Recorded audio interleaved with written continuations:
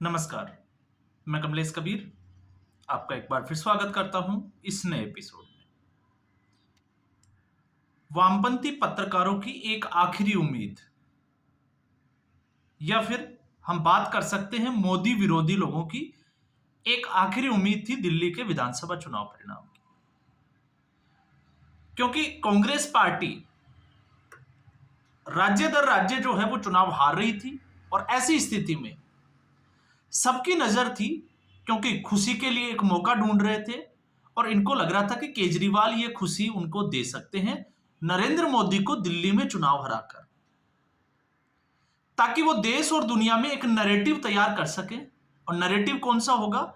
Narrative होगा कि नरेंद्र मोदी सब राज्यों में जीत सकते हैं, लेकिन अरविंद केजरीवाल की सरकार जहां पर है वहां पर वो जीत का स्वाद नहीं चख सकते। और ऐसी स्थिति में नरेंद्र मोदी के सामने अरविंद केजरीवाल को बड़ा करके दिखाया जाएगा। अब चुनाव परिणाम ऐसे रहे कि अब मुंह से जो है वो कुछ निकलते बन नहीं रहा। और आपने देखा इस चुनाव के बाद में, हर चुनाव के बाद में टिक्का टिप्पणियों का दौर चलता है। तो इस बार सत्यपाल मलिक और राकेश टिकैत ना वो चुनाव प्रचार के दौरान कहीं नजर आ रहे थे और ना ही चुनाव परिणाम आने के बाद में कहीं नजर आ रहे हैं कि उनका कोई स्टेटमेंट आ रहा हो। तो दो लोगों की मैंने बात की, और दो लोग, एक योगेंद्र यादव और दूसरा पत्रकार आशुतोष। अब इन दोनों का कनेक्शन क्या है वो आप समझ लीजिए। दोनों ही आम आदमी पार्टी से निकाले हुए हैं, तो आम आदमी पार्टी को करीब से जानते हैं। और दो लोग जो है वो आपको पता होगा, जब किसान आंदोलन हुआ था तो राकेश टिकैत जिस तरीके से अरविंद केजरीवाल ने उनको बिजली की व्यवस्था की, उनको जो है वो जो भी बन सकता था दिल्ली सरकार की तरफ से, वो किसान आंदोलन के लिए, क्योंकि दिल्ली की सत्ता को उखाड़ फेंकना था। अब ऐसी स्थिति में आप इनका दर्द जो है वो अलग अलग तरीके से समझ सकते हैं। योगेश यादव चुनाव परिणाम आने के बाद में मीडिया में आने लग गए, इंटरव्यू देने लग गए, और अब उनका जो है वो एक लेख भी आया है पत्र, उसमें न्यूज़पेपर में।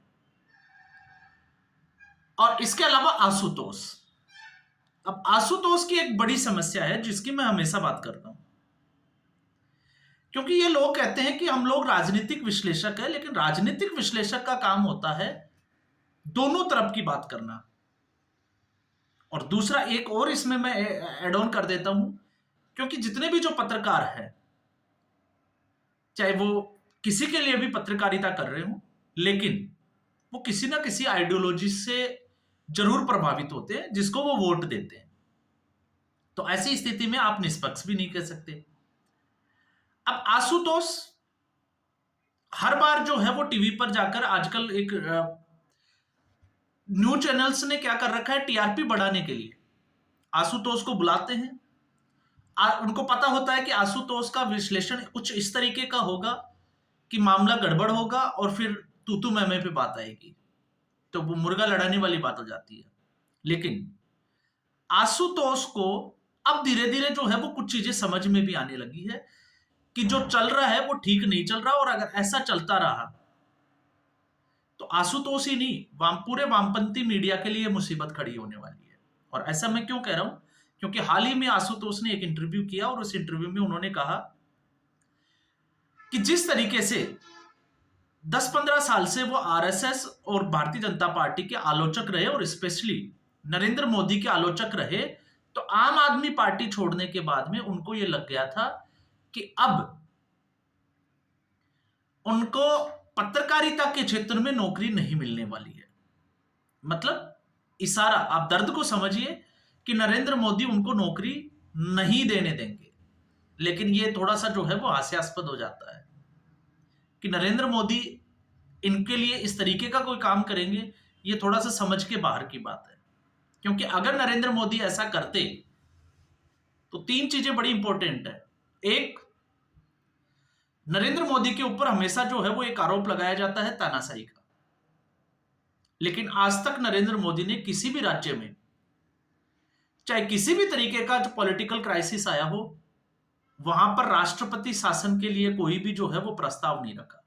आप पश्चिमी बंगाल इसका सबसे बेस्ट उदाहरण आपके सामने है।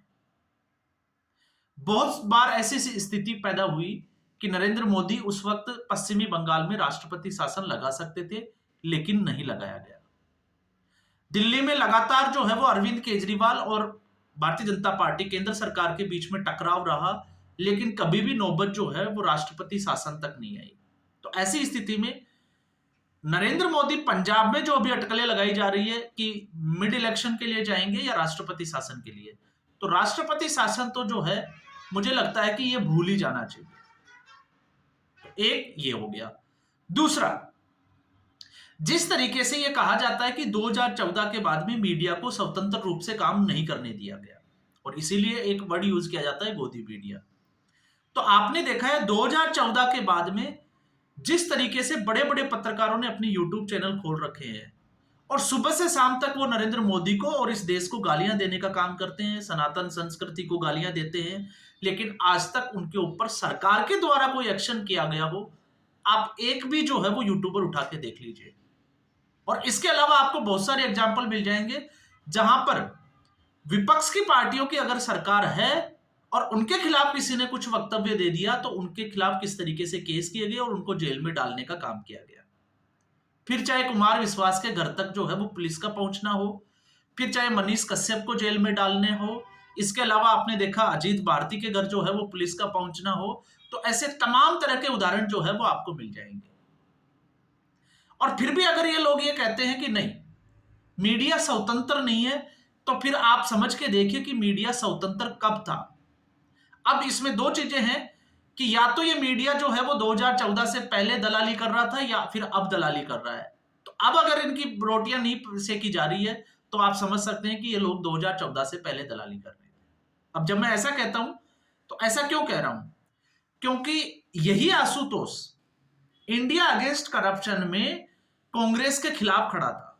आज चाहे नैतिकता की कितनी भी दुहाई दे, और इंडिया अगेंस्ट करप्शन उस मोमेंट में अरविंद केजरीवाल ने किस तरीके से फायदा उठाया, यह आशुतोष से छिपा हुआ कुछ भी नहीं था। अब मैं ऐसा क्यों कह रहा हूं, क्योंकि आज के आशुतोष की भूमिका क्या है? आज के आशुतोष की भूमिका यह है कि वो सिर्फ और सिर्फ कांग्रेस पार्टी के चाटुकार बन के रह गए। अब समस्या यह है ना कि कांग्रेस पार्टी को दिल्ली में कुछ हासिल हुआ नहीं और भारतीय जनता पार्टी जीत गई। तो दर्द आप समझ सकते हो। अब दर्द यह है कि अरविंद केजरीवाल हार जाता और कांग्रेस पार्टी जीत जाती तो शायद ये लॉबी जो है वो बहुत खुश होती, क्योंकि अरविंद केजरीवाल से इनकी आप समझ सकते हो कि अंदर के जो है वो क्या चल रहा होगा दुश्मनी का। तो अरविंद केजरीवाल के हारने की खुशी में भारतीय जनता पार्टी के जीतने का जो गम है वो इन लोगों को डले डूबा। इन्हीं के आकलन की मैं बात कर रहा हूं। और आशुतोष का आकलन कहां पहुंच जाता है? आशुतोष का आकलन को अगर आप देखोगे तो इस वक्त वो पूरे कांग्रेसी नजर आते हैं। आप टीवी डिबेट्स में देखोगे, और उसकी वजह भी मैंने आपको बताई थी, क्योंकि आम आदमी पार्टी के से निकाले जाने के बाद में पत्रकार का जो एक टैग था आशुतोष का वो हट चुका था, क्योंकि अब वो राजनीति में आ चुके थे। और अब अगर कोई तटस्थ है ऐसा मान ले तो ऐसा जो है वो संभव नहीं नजर आता। तो ऐसी स्थिति में, और भारतीय जनता पार्टी आशुतोष को लेगी नहीं, तो आशुतोष को लगता है कि शायद कांग्रेस पार्टी में कुछ हो सकता है। अब वो भले ढिंडोरा कितना ही पिटे। अब आशुतोष ने जवाहरलाल नेहरू को पढ़ना स्टार्ट किया और पढ़ते पढ़ते नेहरू पे फोबिया हो गया, लोचा हो गया। अब उनको नेहरू के अलावा जो है वो इस देश में कुछ भी दिखाई नहीं देता, कहने का मतलब कांग्रेस पार्टी के अलावा। तो ऐसी स्थिति में जब आशुतोष का अपना आकलन करने की बारी आती है तो आशुतोष का आकलन होता है कि 2011 में जो कांग्रेस पार्टी के खिलाफ आशुतोष जो है वो सहयोग कर रहा था अन्ना हजारे आंदोलन का, और उसमें प्रधानमंत्री मनमोहन सिंह के ऊपर भी अंगुली उठाई, शीला दीक्षित जी के भी ऊपर अंगुली उठाई, और फिर उसके बाद में आम आदमी पार्टी का जन्म हुआ। अब उस वक्त अरविंद केजरीवाल ने जिस तरीके से नैतिकता की दुहाई भी दी।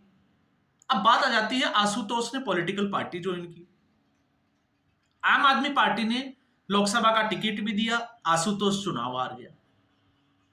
आशुतोष चुनाव हार गया, लेकिन उस वक्त एक अजीब सा इंसिडेंट भी सामने आया, और वो ये था कि आम आदमी पार्टी के महिला एवं बाल कल्याण विकास मंत्री संदीप कुमार सेक्स वो अब सीडी और सेक्स स्कैंडल जो था उसमें फंस गए, और उस वक्त उसको डिफेंड करने के लिए आशुतोष ने एक ब्लॉग लिखा और उस ब्लॉग में सीधे तौर से महात्मा गांधी को सरला चौधरी के साथ जोड़ दिया और जवाहरलाल नेहरू को तो बहुत सी औरतों के साथ संबंध के बारे में उन्होंने खुलकर बात की। वो डिफेंड कर रहे थे संदीप कुमार को। अब ऐसा कैसे हो सकता है? आज भले ही अरविंद केजरीवाल को कटघरे में खड़ा करते हो, लेकिन खुद को आईने में नहीं देखते, इसलिए हर बार जो है वो मुंह की खाके चले जाते हैं। और फिर ऐसी स्थिति में आपको यह भी पता होगा, इसी इंटरव्यू की मैं बात कर रहा हूं, जब आशुतोष अरविंद केजरीवाल को एनालिसिस करते हैं तो आशुतोष उस वक्त आम आदमी पार्टी और अरविंद केजरीवाल को डिफेंड कर रहे थे जब मुख्य सचिव को, आपको पता होगा, उनको पीटा गया था। और फिर उसके बाद में, क्योंकि उस वक्त तो जस्टिफाई कर गए, लेकिन अब स्थिति यह होगी कि स्वाति मालीवाल जो कि एक राज्यसभा की सांसद है और उनको अरविंद केजरीवाल की मौजूदगी में मुख्यमंत्री आवास में पीटा जाता है। तो इसका मतलब सीधा सा साफ समझ में आता है कि अगर इस क्रोनोलॉजी को अगर आप समझने की कोशिश करोगे तो फिर ऐसा नजर आएगा जैसे केजरीवाल एक आदतन अपराधी हो। और आदतन अपराधी का जो है वो एक के बाद एक अपराध जो है वो किसी को सहन नहीं कर सकता, और ऐसी स्थिति में समस्याएं जो है वो अरविंद केजरीवाल के लिए आने वाले दिनों में कितनी बड़ी है वो आप समझ सकते हो।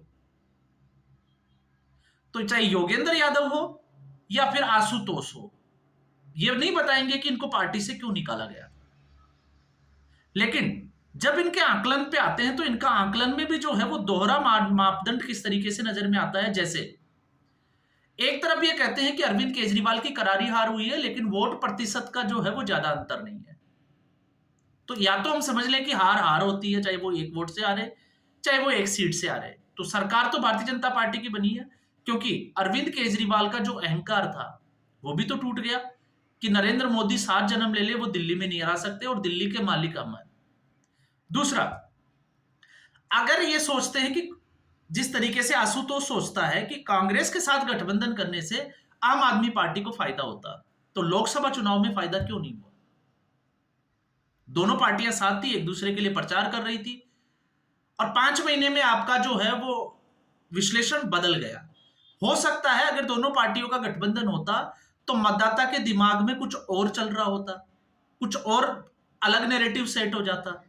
तो इसका आकलन करना जो है वो मुझे लगता है थोड़ा सा मुश्किल बात है। और फिर जब ये कहते हैं कि लोकसभा में नरेंद्र मोदी और विधानसभा में केजरीवाल, ये 2 बड़े फैक्टर है, तो फिर केजरीवाल अपनी सीट कैसे हार गया? क्योंकि केजरीवाल, आम आदमी पार्टी चुनाव हार जाती, अरविंद केजरीवाल जीते क्यों नहीं? इसका मतलब यह था कि लोग जो है वो जो गंदगी राजनीति में थी, तो लोगों को एक उम्मीद थी कि शायद अरविंद केजरीवाल कुछ करेगा, लेकिन 2020 के बाद में अरविंद केजरीवाल एक्सपोज हो गया और पब्लिक को पता चल गया कि ये उनसे ज्यादा गंदी राजनीति कर रहे हैं, इसलिए अरविंद केजरीवाल अपनी सीट से भी हाथ धो बैठे। और फिर उसके बाद में आते हैं आबकारी घोटाला, शीश महल, ये तमाम तरह की 2020 की आखिरी बातें हैं।